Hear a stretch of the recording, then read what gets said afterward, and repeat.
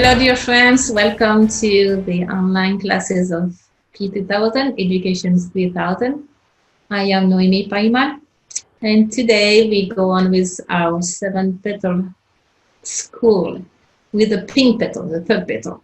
Remember, we can see on the slide the 7 petals by colors. The blue is sport and physical activities. Yellow is more like cognitive topics. Pink, that's the subject of today. Pink is emotion, intelligence, peace culture, self-esteem, anything with social science as well, and languages. White is heart, green is psychology, red is hands-on, to do, and violet is personal development or inner growth. So anything with a pink is emotional intelligence, social subject, multicultural, peace culture, and it's a very, very important subject. Actually, we had to put a special area, the pink area, the third petals, only for that, knowing that here we can see the book of Daniel Goleman, Emotional Intelligence, and we saw in the previous videos that the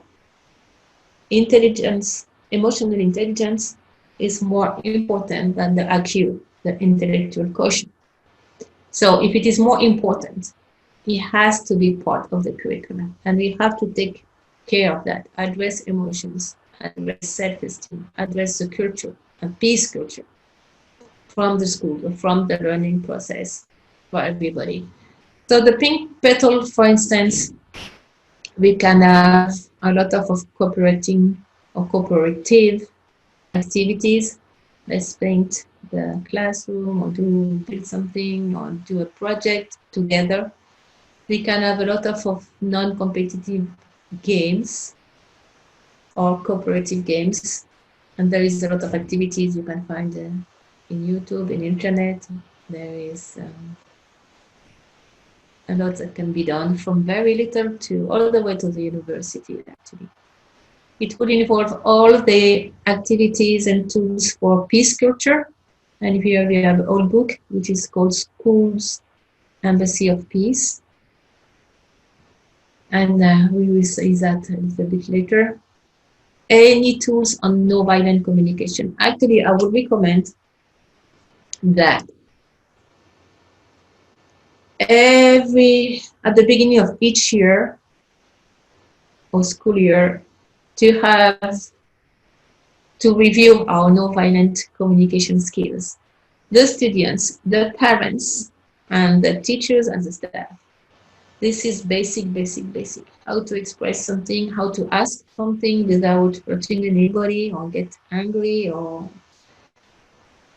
raise our voice because we need something. No, we can express ourselves, express our needs in a nice way, in a way we will have results and we can have a dialogue, and we are all like, I think it's mature. We are all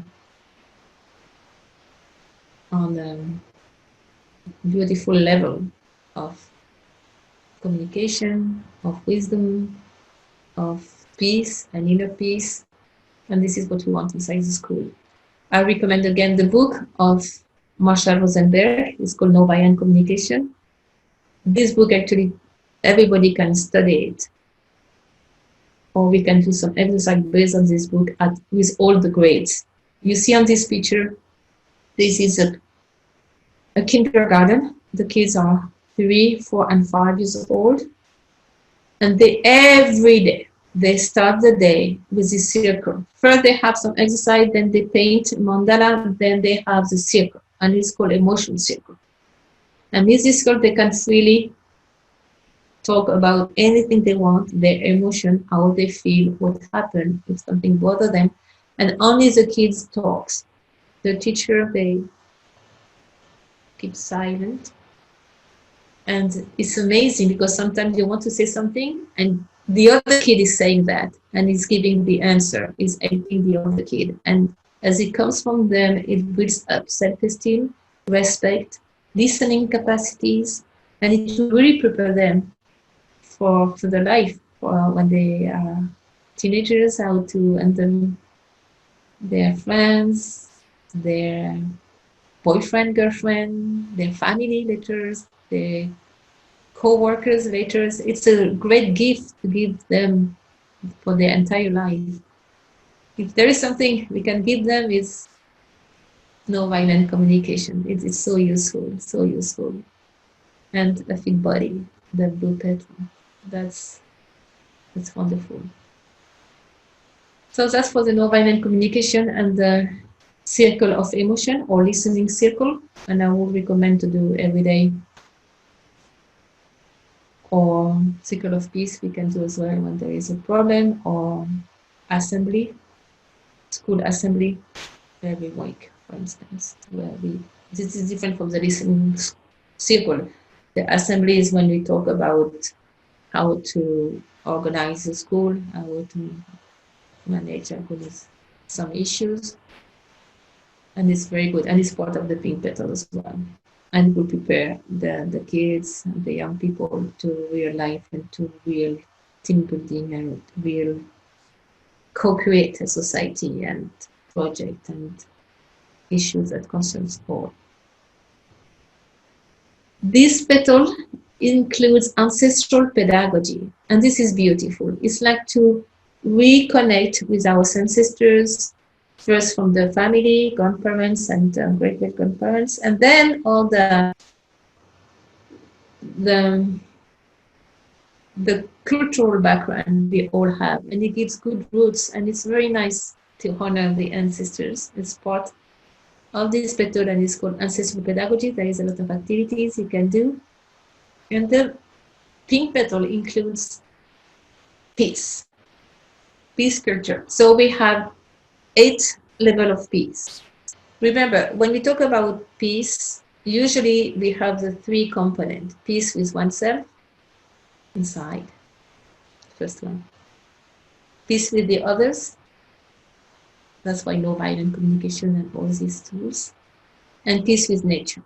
With peace with others, we put 8 levels because it's easier to handle it, to make activities based on that. First, of course, the first one, peace with oneself. Then we have peace in school. So we have this project, for instance, School Embassy of Peace, when peace is visible, and culture of peace is a norm here, and it's all agree. We all agree on that. And bullying is not an issue, and it's not an option here, and it's not accepted by anybody. So it's very easy. It's called to reverse a culture, like a violent culture for peace culture, and we make it visible. Peace in the family and the lineage, which is linked to the ancestral pedagogy I just talked about. Local peace and national peace, so in the neighborhood and in the country and where we are in the community. Peace with nature, that's the green petal. Peace in the world.